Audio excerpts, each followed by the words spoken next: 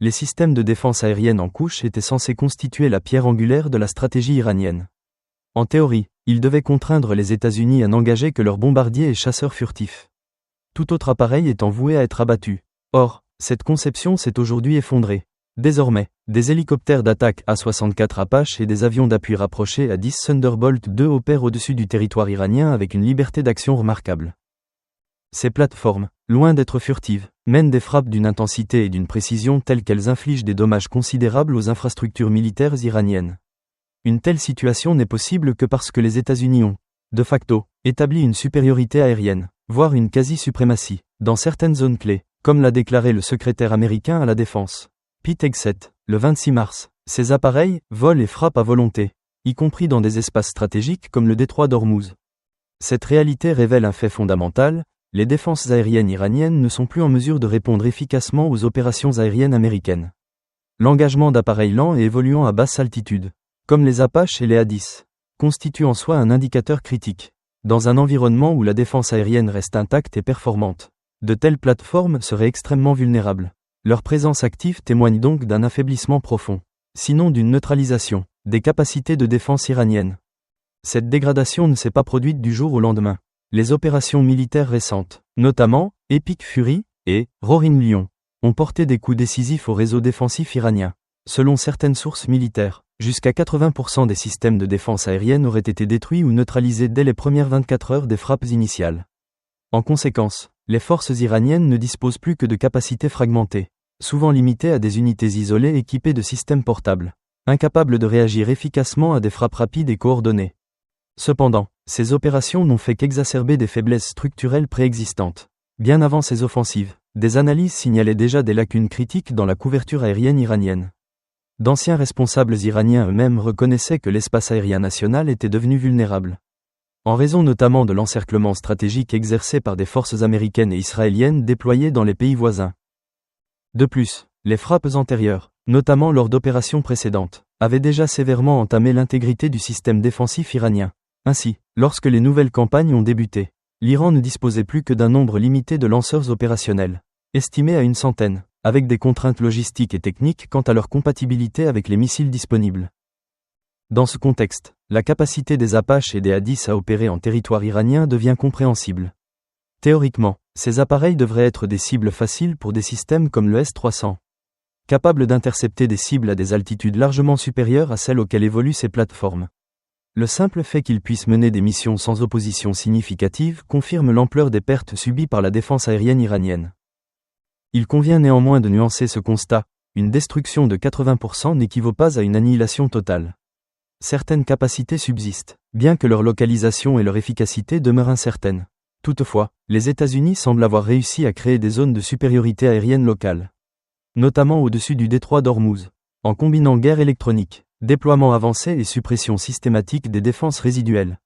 Enfin, l'utilisation des A-10 et des Apache dans cette région spécifique n'est pas anodine. Leurs caractéristiques, endurance, puissance de feu, précision à basse altitude, les rendent particulièrement adaptés aux opérations dans des environnements maritimes contraints. Leur rôle s'inscrit donc dans une stratégie plus large visant à contrôler des axes vitaux et à maintenir une pression constante sur les capacités militaires iraniennes. Ainsi, au-delà de la simple démonstration de force, cette situation illustre une transformation profonde de l'équilibre aérien dans la région, où la maîtrise du ciel devient le facteur déterminant de la dynamique opérationnelle. Le A-10 Thunderbolt II, doté d'un blindage en titane, de systèmes de vol redondants, d'une capacité exceptionnelle à évoluer à basse altitude et, surtout, de son redoutable canon GOU-8A de 30 mm capable de pulvériser l'acier, semble presque avoir été conçu spécifiquement pour contrer les vedettes rapides utilisées par l'Iran contre les navires marchands transitant par le détroit. Initialement développé comme un appareil anti-char destiné à fournir un appui rapproché aux forces terrestres, le A-10 s'est progressivement affirmé comme une plateforme polyvalente, particulièrement efficace dans des environnements où les défenses aériennes adverses ont été affaiblies. Dans ce cadre, les embarcations rapides iraniennes se trouvent gravement vulnérabilisées face à la puissance de feu de son canon. Toutefois, il serait réducteur de limiter son rôle à ce seul théâtre maritime.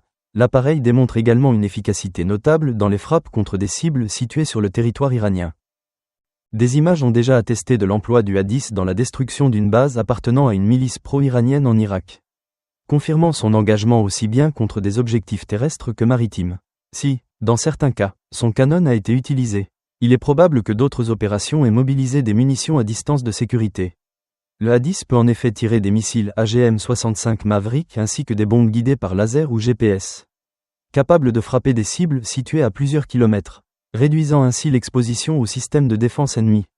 Par ailleurs, l'appareil peut être équipé de missiles RR-AIM-9 Sidewinder, ce qui lui confère une capacité d'engagement contre les drones et les aéronefs plus anciens de l'aviation iranienne. Cette polyvalence constitue le cœur de sa valeur opérationnelle, si son rôle dans le détroit d'Ormuz est crucial pour neutraliser un levier stratégique majeur de l'Iran. Sa flexibilité lui permet d'intervenir sur l'ensemble du territoire. Certes, le A-10 demeure vulnérable face à des systèmes modernes de défense aérienne, tels que le S-300. Cependant, cette faiblesse est compensée par la supériorité aérienne américaine, tant que ces appareils évoluent dans des zones sécurisées, établies par les États-Unis et leurs alliés. Ils deviennent des instruments de destruction d'une efficacité redoutable, capables de délivrer une puissance de feu massive qui donne à leur cible l'impression d'une frappe inéluctable. Les hélicoptères d'attaque Apache, bien que moins polyvalents, jouent également un rôle significatif. Équipés de missiles Hellfire et de canons de 30 mm, ils se révèlent particulièrement efficaces dans le contexte du détroit d'Ormuz. Leur vitesse leur permet d'intercepter et de neutraliser les vedettes rapides iraniennes, tandis que leur capacité à stationner en vol leur offre un avantage unique pour escorter les navires militaires et commerciaux traversant la zone. Néanmoins, leur engagement prolongé dans un espace aérien contesté reste risqué, en raison de leur portée limitée, de leur vulnérabilité au système de guidage infrarouge et radar, ainsi que de leur vitesse inférieure à celle des avions de chasse. Malgré cela, dans les conditions actuelles, ces vulnérabilités semblent contenues, l'Iran ne disposant pas des moyens nécessaires pour les neutraliser efficacement. Ce constat constitue sans doute l'indicateur le plus révélateur de l'évolution du rapport de force. La maîtrise de l'espace aérien semble désormais échapper à l'Iran au profit des États-Unis. La campagne en cours, d'une intensité remarquable, s'appuie non seulement sur des plateformes furtives, mais également sur des appareils conventionnels capables de maintenir une pression constante. Au 25 mars, les États-Unis auraient frappé plus de 10 000 cibles en Iran, un chiffre qui ne correspond pas au nombre de munitions tirées, mais bien au nombre d'objectifs distincts engagés. Une telle ampleur opérationnelle ne saurait être soutenue par un nombre limité de plateformes. Elle requiert l'intervention d'appareils à forte capacité d'emport, tels que les bombardiers stratégiques et le A-10, en complément des chasseurs et bombardiers furtifs chargés de missions de précision. L'impact sur l'appareil militaire iranien serait considérable. Les structures de commandement, les centres de contrôle ainsi que les installations de production subissent des frappes répétées. Les infrastructures liées aux missiles balistiques ont été particulièrement touchées. Selon des images satellites publiées le 29 mars, au moins 29 sites de lancement de missiles balistiques auraient été détruits depuis le début de l'opération. Cette perte explique en grande partie la diminution significative des tirs de missiles iraniens observés depuis le début du mois de mars. Parallèlement, les frappes visent également les installations de production, constituant un réseau stratégique supervisé par le ministère iranien de la Défense et le corps des gardiens de la révolution islamique. Dans cet ensemble, le A-10 occupe une position centrale. Qu'il s'agisse de neutraliser des menaces maritimes dans le détroit d'Ormuz ou de frapper des cibles terrestres faiblement protégées.